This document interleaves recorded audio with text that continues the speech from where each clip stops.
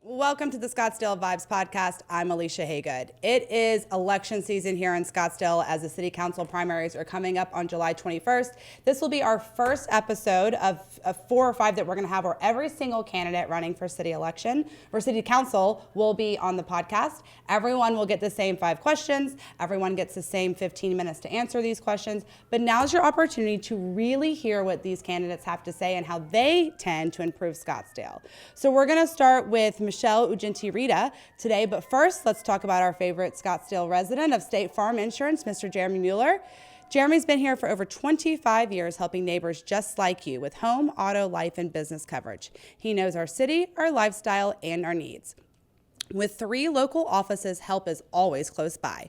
So give Jeremy a call at 480-515-5223 or visit jeremymueller.com because here we look out for one another. With the Scottsdale City election primaries happening on Tuesday, July 21st, voters will soon decide who will help guide some of the biggest conversations facing our city. The decisions made over the next few years will really impact your life as well as part of this community. So in this episode, we'll be hearing from Michelle Ugenti-Rita and Crystal Carroll. As I said, each candidate will get the same 5 questions in the same time. So I'd like to introduce you to Michelle Ugenti-Rita, who was born and raised here in Scottsdale, has lived through the city's transformation from horse ranches and early shopping centers to the major metropolitan community we live in today. A longtime public servant, she has served in both the Arizona House of Representatives and the state Senate, where she held multiple leadership positions on committees, including the Appropriations, Commerce, Elections, and Government. She is a graduate of the Scottsdale Public School System and remains deeply connected through the community with her family, professional background, and a lifelong tie to the city. So Michelle, welcome. I'm excited to get started with you. Yeah, thank you. As Scottsdale's tourism economy drives major revenue through resorts, nightlife events, and entertainment districts, many residents say traffic noise, overcrowding, and short-term rentals are really causing a lot of headaches and hurting the quality of life. How should Scottsdale balance protecting the tourism economy while also making sure full-time residents don't feel like they're living in a permanent entertainment district? Right. So a lot of the increased traffic comes from density, comes from apartments. If we're going to continue to have unfettered growth, we're going to have more and more traffic and congestion and pollution and strain on our resources. So a big difference between me and my opponents is I don't support rubber stamping high density apartments. That's out of step, out of character with Scottsdale. It doesn't promote open space and health and wellness, which is an important contributing factor to what makes Scottsdale special, unique, and drives the tourism industry. So first, you need to be very smart about what you're approving, judicious and thoughtful. And we don't just grow for growth's sake. You have that kind of approach, and then you'll be able to maintain the high quality of life and standards we have, and then also grow in a very measured way where we can keep up with and support it with traffic, expansions and making sure it fits harmoniously in our community. The next question has to go with the building and the housing. We all know that we are running out of room to build the way that Scottsdale is zoned and the preserve is everywhere. You mentioned how the building of apartments and condos would dive in a little bit more into that. And with that, do you think that there are areas of Scottsdale that can afford to have condos and apartments, or should we not have anything like that simply in Scottsdale? Well, look, we're a suburban area, and that's part of our appeal. We're not supposed to be, and nor should we be, and nor do I want to be all things to all people. That means then we're anywhere USA. We're very unique. We single family homes. We like a low profile. If you want the high density, go to Tempe. Go somewhere else. Now, in some areas, it fits and it's fine, but that's on a case by case basis. And you got to make sure you don't lower your standards. And that's another part of my campaign that my opponents do not have. This is about maintaining exceptionalism. We have a world-renowned reputation to protect. We cannot afford to be, governed by amateurs who have no idea what they're doing, who don't have the experience to lead, who get caught flat-footed, who get led around by their nose by special interests. I've been in these fights. I know how to keep Scottsdale, keep it to its roots and protect its identity, while also welcoming visitors and residents who want to incorporate and appreciate what Scottsdale stands for. This question I'm interested to ask you specifically because you have worked in the Arizona legislature and the Senate. So Scottsdale leaders have increasingly clashed with the Arizona legislature over state laws and override local control on issues like housing density, short-term rentals, water policy, zoning, and more. Do you believe that Arizona has gone too far in limiting Scottsdale's ability to govern itself, and how would you push back or work with lawmakers when priorities conflict with local concerns?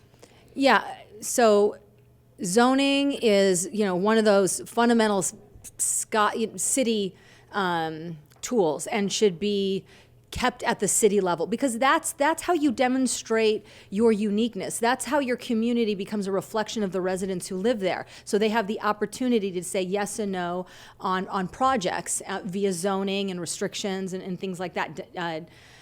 So when that's taken away, that's a big problem, especially for cities like Scottsdale, who pride ourselves on, again, that meticulous attention to detail, in enveloping art and other components that really set us apart on the national and international stage. You have council members right now running for re-election that never bother to show up at the legislature. They don't use their voice. They don't ask for meetings. They're either incompetent or they don't care. And if we want to protect what we have, again, we need sophisticated individuals that are high caliber that can have those discussions down at the legislature. Who better to have them than someone who's from there? I mean, these are my people. I know them. I know the staff. I know the agency heads. I've worked with them. I know the members. I know the system. I know the motions that are made. I know how to get in and get things done. I did that with the Axon fight. I showed up down at the Capitol and testified in committee. I wasn't in the legislature. I did that because I care. And again, everyone else in this race couldn't be bothered to defend Scottsdale when it mattered. Water, huge topic right now that's going on. It's definitely been something that's been on the topic of Scottsdale and Arizona nationally as well as locally.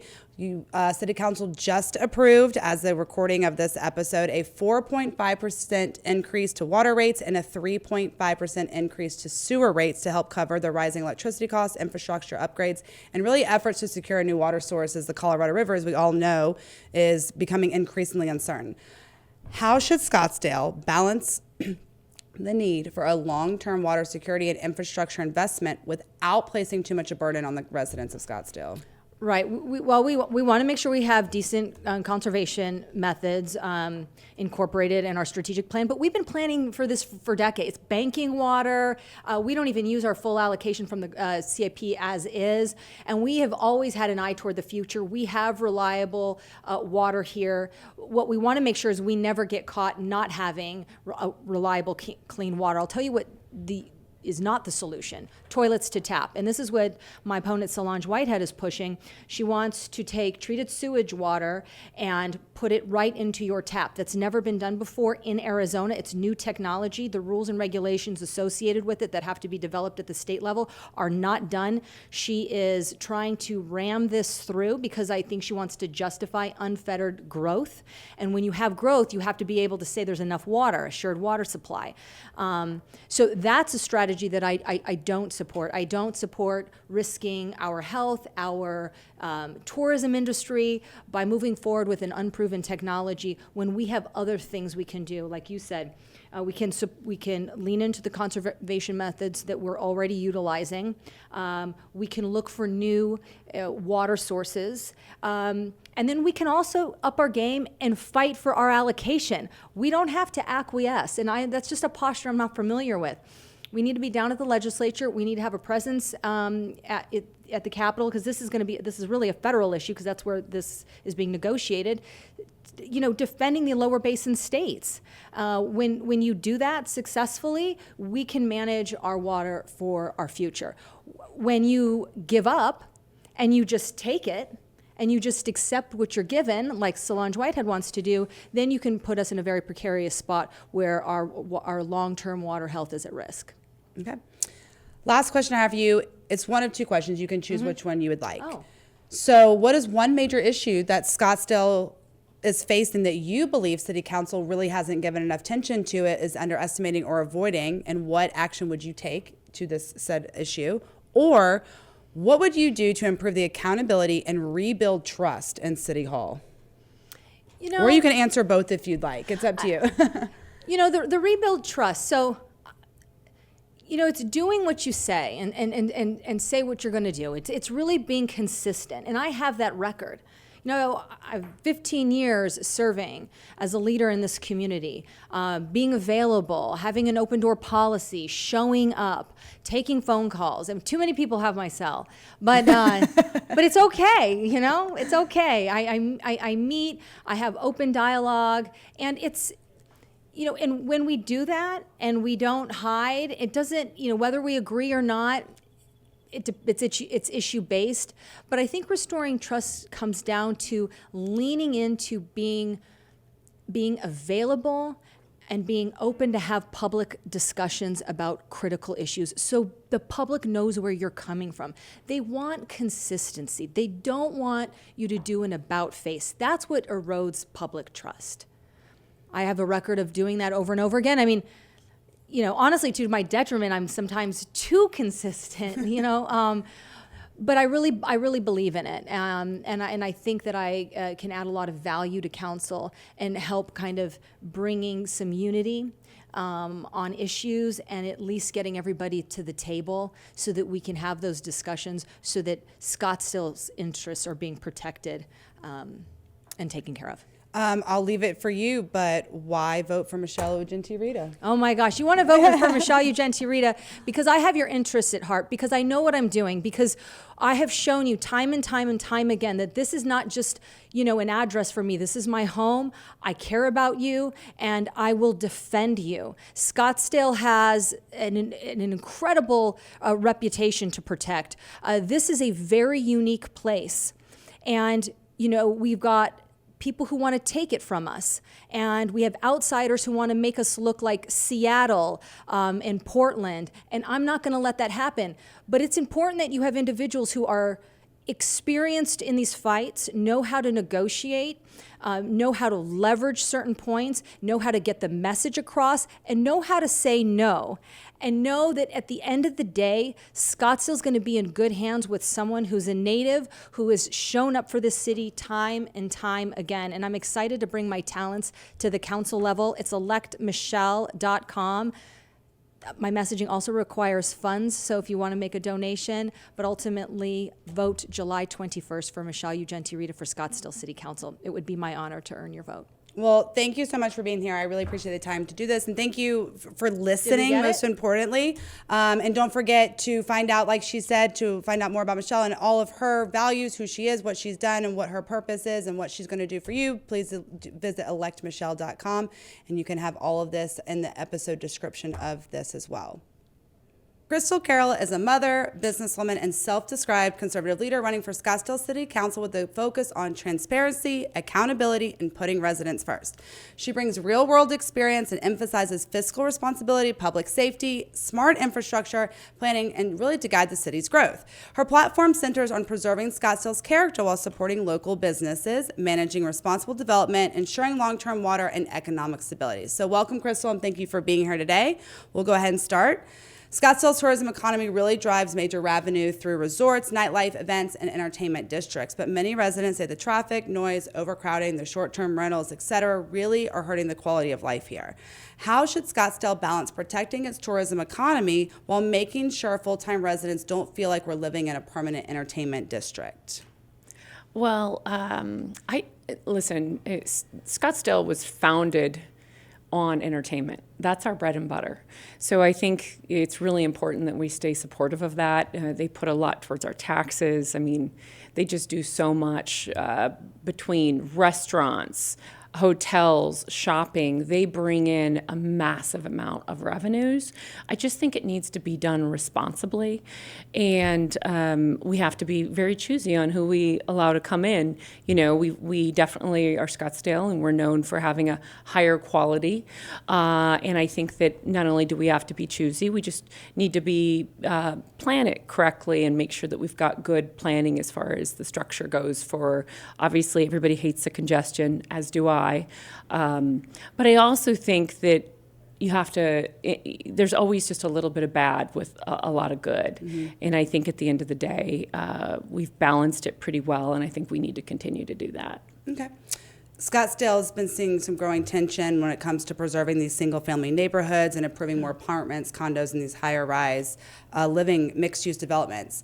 Supporters argue that the higher density housing is necessary to bring in workforce housing and have the economic growth, while opponents say it changes the character of Scottsdale and the high density development and strains the infrastructure. So what are your feelings on this? And do you think there's an area of Scottsdale that should not see the growth happen with these high-end condos and apartments?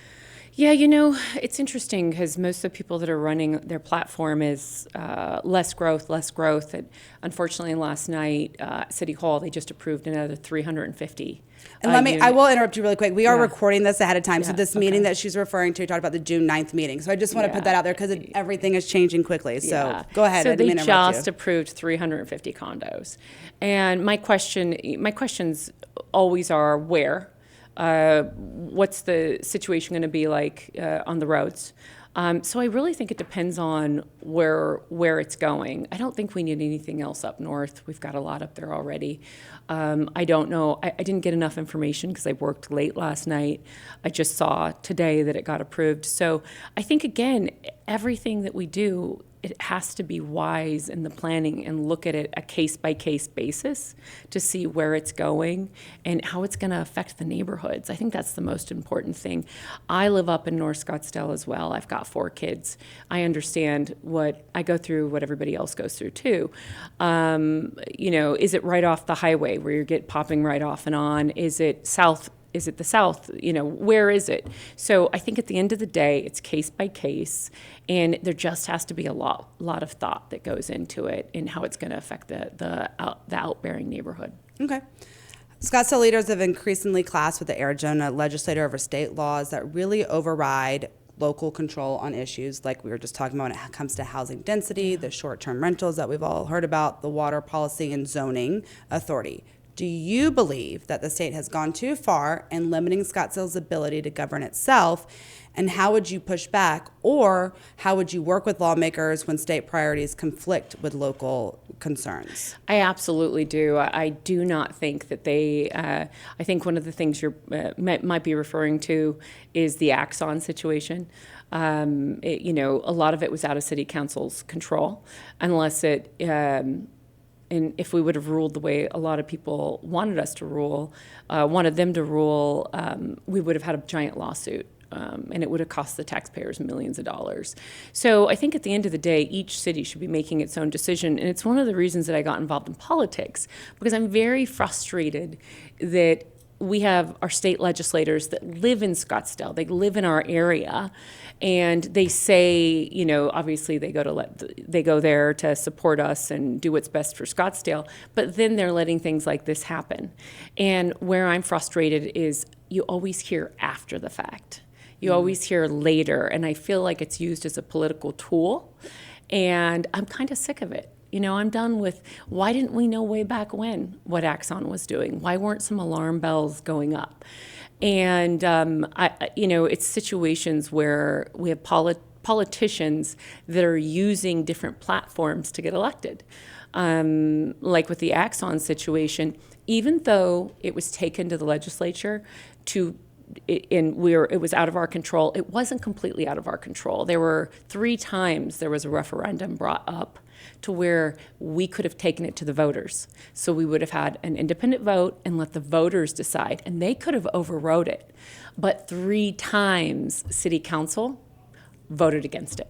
And now the same people that voted against it are running on the platform that, hey, I'm anti-Axon. I was one of the people that said, no, let's not let them build. I said, well, if you are, then why, when you had the opportunity to take it to the people, did you vote no? So again, it ends up being this tool, and I don't like it. It's a big reason that I'm running. I'm not, I'm a politician now, but I'm not a politician. And I'm just sick of the lies and the manipulation and not really knowing the truth, because they had me too.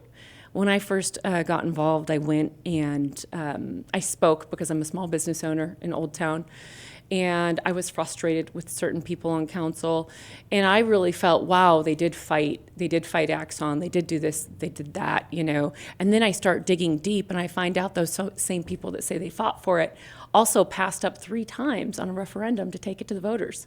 And now they're using it they wanted to use it as a platform to run again. So, and I'm not trying to pick on my opponents. If they were doing the right thing, I wouldn't even be running. I want people and I want politicians to step up and do the right thing and stop using us as leverage to get elected. So that's how I feel about the legislature. And I also feel that our legislature, people that are there, they need to get involved. We have a lot of people running for office that aren't stepping up and talking about what's going on at city council because, they're politicians. They have a political career, and it's a situation where a lot of people, they talk the talk, but I don't see them walking it. So. Okay. Thank you. Yeah.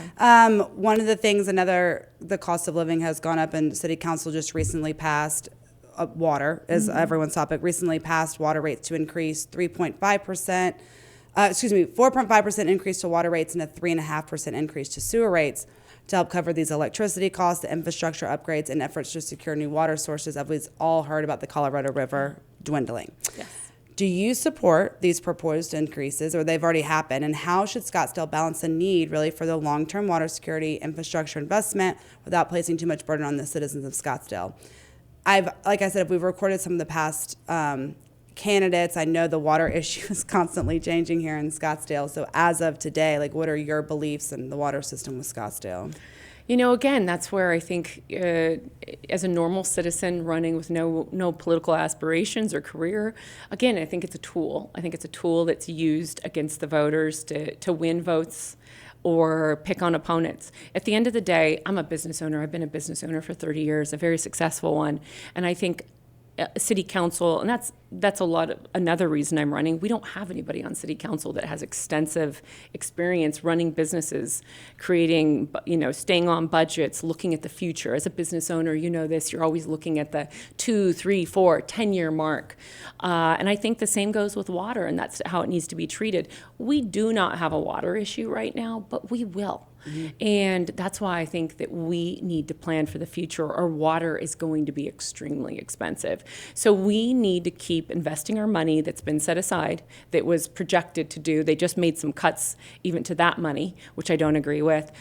We need to look at all options. There's a lot of options. Water is a very sophisticated issue, and it frustrates me when I see other candidates doing scare tactics like drinking brown water.